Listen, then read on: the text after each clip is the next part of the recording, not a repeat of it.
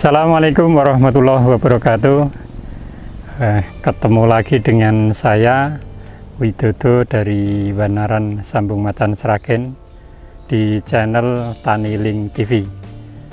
Pada kesempatan yang baik ini kita akan kupas tentang bagaimana cara budidaya jambu air madu deli hijau.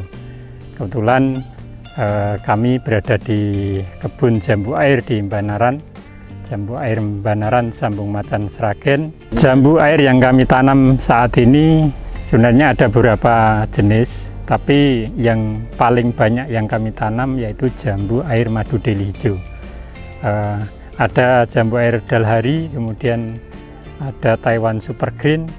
Namun dari beberapa jenis jambu air yang menurut kami lebih mudah untuk dibudidayakan yaitu jambu air madu deli hijau, karena dia dari segi rasa manis, kemudian dia paling mudah untuk berbuah, dan tingkat ketahanan atau daya simpan buahnya relatif lebih lama dibandingkan jenis yang lain.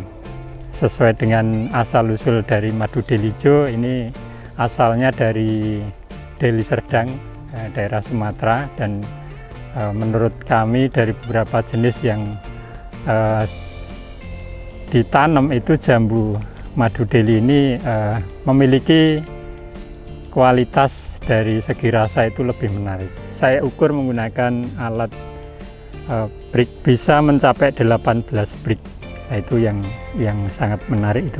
Untuk teknis budidaya jambu air madu deli hijau, alat dan bahan yang perlu kita siapkan seperti cangkul dan mungkin angkong ya untuk membawa media, karena kita tanamnya di planter bag. Sedangkan bahannya tentu ada planter bag, kemudian media tanam, terus bibitnya sendiri, dan yang terakhir tentu air untuk nyiram setelah kita tanam. Jadi teknis tanamnya, media yang kita gunakan agak porus. Kita menggunakan media campuran sekam padi, kemudian pupuk kandang, dan arang sekam. Ada 3 bahan itu, dan perbandingannya 1:1:1.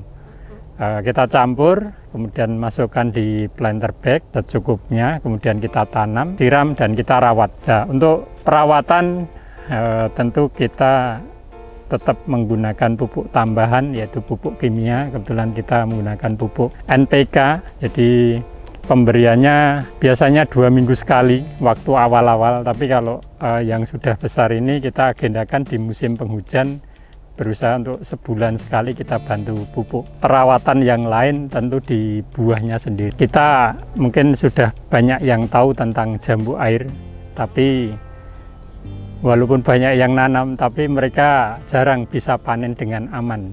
Rata-rata mereka ada kendala di serangan hama, terutama hama ulat atau yang di buahnya itu lalat buah. Jadi pada saat kelihatannya dari luar bagus, tapi ternyata di dalamnya sudah busuk. Mungkin kita akan coba kupas tentang bagaimana kiat-kiat sehingga kita bisa panen dengan baik. Kalau kita tanam di tanah sama di planter bag, tentu masing-masing mempunyai kelebihan kekurangan. Kalau di tanah mungkin dari segi pertumbuhan dia lebih cepat, tetapi dalam hal kualitas di rasa itu tentu berbeda. Nah, sedangkan di planter bag, karena dia fokus di tempat tanamnya, di planter bagnya, nutrisi yang kita berikan itu tentu lebih larinya ke kualitas buah, sehingga kalau kita tanam di planter bag biasanya rasanya akan lebih manis, lebih bagus dibandingkan di tanah. Kalau di tanah dia akarnya dia akan tembus, sedangkan kebutuhan nutrisinya itu biasanya kurang. Dalam hal kualitas buahnya itu bagus di planter bag. Jambu air ini kita tanam tahun 2018, kita rawat, kemudian tahun 2020 itu alhamdulillah mulai panen. Di 2019 sebenarnya sudah ada panenan, tapi jumlahnya belum banyak. Nah, di 2020 itu alhamdulillah panennya juga lumayan banyak, dan waktu itu akarnya belum tembus, dan kita mencoba lakukan yang terbaik di perawatan dengan cara di seleksi. Kita lakukan seleksi bunga. Jadi kalau dalam satu tangkai ini kita coba sisakan hanya tiga bunga saja. Jadi kita lakukan seleksi bunga dan hanya kita sisakan 3 bunga, sehingga buah yang dihasilkan itu relatif besar, ukurannya juga bisa maksimal, dan dari segi rasa juga akan lebih menarik. Pada waktu itu dalam satu buah ini bisa mencapai 1 on, rata-rata 1 on, sehingga ukurannya memang besar sekali. Ini kita lihat kalau kita tidak lakukan seleksi bunga, buahnya tidak kita seleksi, ini banyak sekali yang buahnya banyak tapi kecil-kecil. Tapi kalau kita lakukan seleksi mungkin kita sisakan 3 sampai 5, itu bisa ukurannya lebih besar. Itu tahun 2020 kita bisa panen dengan kualitas yang bagus, grade-nya A. Dan untuk saat ini karena jambu airnya tembus, kita lebih memaksimalkan bagaimana biar jambu ini aman dari serangan lalat buah.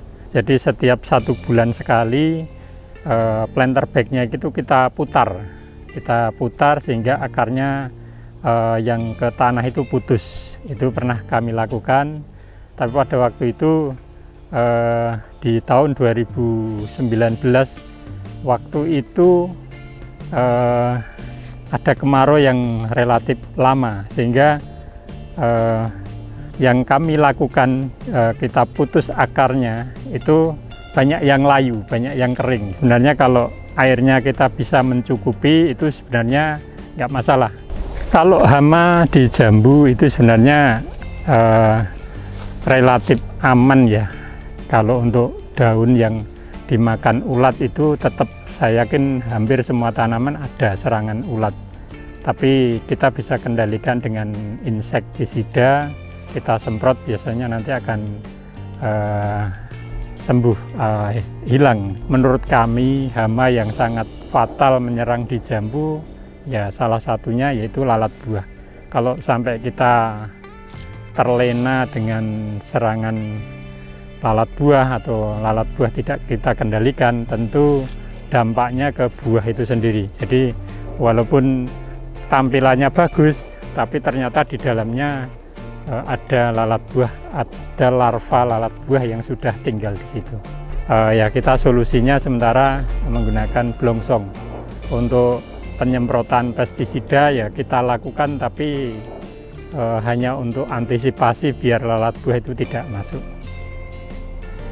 Yang efektif memang blongsong, dan waktu blongsong pun juga tentu ada waktunya, karena kalau kita blongsongnya sudah wujud jambu, itu kadang sudah ada telur yang ditaruh oleh lalat buah di dalamnya.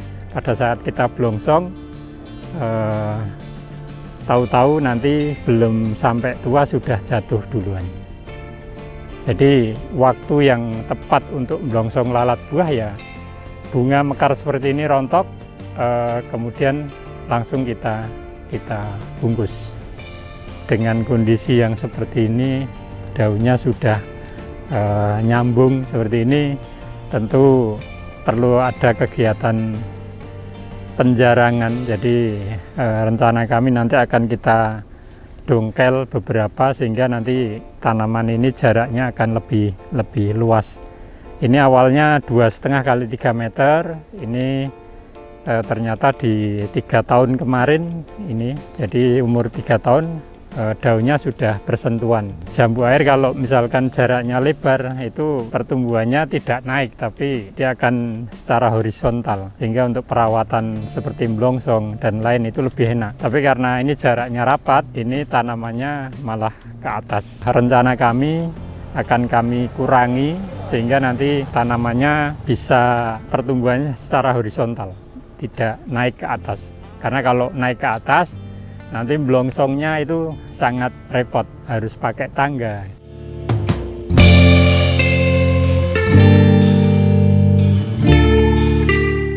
Ya, untuk jambu air madu deli hijau ini ada pengalaman yang menarik. Jadi waktu awal-awal dulu memang kita jual di yang grade A, yang kualitas A itu per kilonya sampai 40.000. Belum banyak yang tahu tentang jambunya, tapi setelah mereka lihat, kemudian mereka rasakan, itu karena buahnya besar, manis, itu mereka dengan harga 40.000 itu ya pantas lah harganya segitu. Tapi karena sekarang itu ada akarnya yang tembus, ini kemudian bunganya juga banyak sekali. Kita berusaha untuk mengamankan bagaimana biar buahnya ini juga aman dari lalat buah. Untuk beberapa mungkin kita masih jaga biar nanti grade-nya tetap A, tapi ini lebih banyak yang grade B dan C-nya. Dan untuk yang grade B dan C saat ini kita menjual di kebun harga 10.000 sampai 15.000. Dulu sebenarnya kalau yang awal-awal itu panenannya belum banyak, itu juga biasanya habis di kebun. Jadi pengunjung langsung datang ke sini, metik sendiri, kemudian ditimbang, dibayar. Jadi habis di kebun, kami belum melakukan penjualan di luar. Sebenarnya kami ada permintaan di Jakarta, tapi karena kita panenan kita belum bisa rutin, sehingga kebutuhan atau permintaan pembeli dari Jakarta itu belum kita layani. Tapi kalau misalkan panenan kami ada, beberapa kali ya kita kirim. Yang grade A, mereka mintanya grade A dan dengan harga per kilonya masih lumayan bagus di 35.000, dan untuk ongkos kirimnya mereka yang tanggung. Ya, untuk pupuk sebenarnya di awal-awal kita gunakan NPK, tetapi biasanya kalau belum bunga, jadi kita melakukan pemupukan itu pada saat berbunga seperti ini kita nggak berani mupuk, karena biasanya kalau kita lakukan pemupukan nanti bunganya banyak yang rontok. Bunga, buah kalau kita lakukan pemupukan itu biasanya akan rontok. Jadi kita melakukan pemupukan itu sebelum masa berbunga atau di musim-musim penghujan. Pupuknya ya NPK, kemudian untuk yang terakhir menjelang bunga atau keluar bunga kita lakukan unsur K-nya kita tambahi. Jadi lebih ke arah biar nanti lebih manis. Kalau di musim penghujan tentu airnya sudah cukup, tidak kita lakukan penyiraman. Tapi kalau ini sudah mulai kemarau, biasanya kami lakukan penyiraman seminggu sekali untuk penyiramannya. Demikian mungkin itu yang bisa kami bagikan di channel Tani Link TV. Barangkali ada yang ingin bertanya atau sharing, mungkin bisa langsung kolom komentar. Demikian, terima kasih atas perhatiannya. Mohon maaf bila ada kekurangan dan kesalahannya. Salam Tani Link TV, bisnis agri tak pernah mati. Assalamualaikum warahmatullahi wabarakatuh.